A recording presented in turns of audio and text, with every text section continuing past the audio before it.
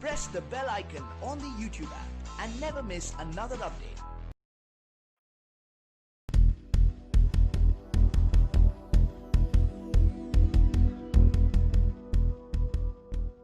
भारत में mobile phone को 25 साल हो गए हैं। 31 जुलाई 1995 को पहली बार भारत में मोबाइल सेवा शुरू हुई थी। 1995 में शुरू हुई यह सेवा आज भारत के करोड़ों लोगों तक पहुंच चुकी है। तब से लेकर अब तक पूरा मोबाइल फोन ही बदल गया है। तब इसका इस्तेमाल सिर्फ बात करने के लिए ही हो पाता था, लेकिन आज आप इससे पढ़ाई, शॉपिंग, बैंकिंग और पता ढूंढने जैसी कई काम कर सकते हैं। 25 साल पहले भारत में शुरू हुआ यह सफर पीसीओ की लंबी लाइन से निकलकर हर जेब तक पहुंच चुका है। आज हम आपको इस वीडियो में 25 साल के मोबाइल का सफर, साथ ही कैसे मोबाइल ने बदल दी भारतीयों की जिंदगी, यह बताएंगे। जानकारी के लिए बता दें कि मोदी टेलिस्ट्रा कंपनी भारत में इस सर्विस को शुरू करने वाली पहली कंपनी थी। उसने इस सर्विस का नाम मोबाइल नेट रखा था। इस सर्विस को लोगों तक पहुंचने में नोकिया के हैंडसेट की मदद ली गई थी। मोदी टेलिस्ट्रा बाद में स्पाइस टेलीकॉम के नाम से सेवाएं देने लगी। भारत में मोबाइल फोन सेवा का लाइसेंस पाने वाली शुरुआती 8 कंपनियों में मोदी टेलिस्ट्रा भी शामिल थी। 31 जुलाई 1995 को भारत से पहली मोबाइल कॉल की गई थी। 25 साल पहले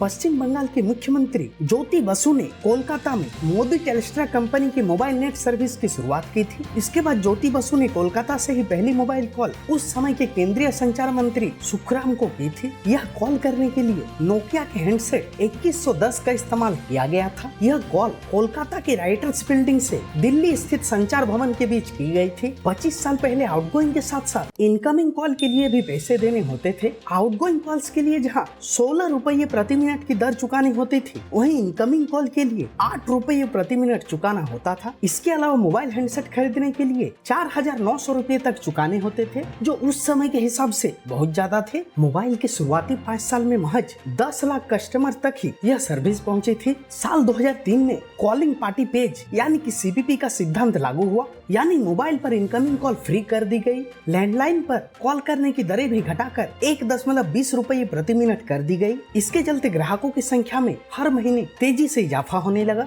इसके बाद मोबाइल फोन की संख्या में तेजी से इजाफा हुआ। साल 2009 में 3G टेक्नोलॉजी ने नेटवर्क की दुनिया में हलचल मचा दी थी। इसकी डेटा ट्रांसफर स्पीड 21 MBps थी, जो 2G के मुकाबले बहुत ज्यादा थी। साल 2012 में 4G की शुरुआत की गई। अब भारत में 5G की तैयारी है। सरकार द्वारा ग्राहकों के हक की रक्षा और कंपनी में हेल्दी कंपटीशन की देखरेख करने के उद्देश्य से 1997 में भारतीय दूरसंचार नियामक प्राधिकरण यानी कि ट्राई की स्थापना की गई। यह टेलीकॉम सेवा में सुधार, शुल्कों की एकरूपता, DTH और मोबाइल नंबरों की पोर्टेबिलिटी आदि सभी को कंट्रोल करता है। भारत में अब 50 करोड़ से ज्यादा लोग स्मार्टफोन का इस्तेमाल कर रहे हैं। इस साल 2018 के मुकाबले 15% की बढ़ोतरी है। मार्केट रिसर्च फर्म टेकआर्क के मुताबिक दिसंबर 2019 तक भारत में स्मार्टफोन यूजर्स की संख्या 502.2 मिलियन हो गई है। 31 जुलाई 1995 में टेलीकॉम की शुरुआत हुई थी, पर उससे 2 महीने पहले यानी 16 मार्च को पेजर सेवा भी शुरू हुई थी। यह एक छोटी सी डिवाइस थी जिससे एक तरफा संवाद होता था। भेजने वालों का संदेश दूसरे व्यक्ति के पेजर में लिखित रूप में प्राप्त होता था। इसे एक तरह से तुरंत मिलने वाला टेलीग्राम मान सकते हैं।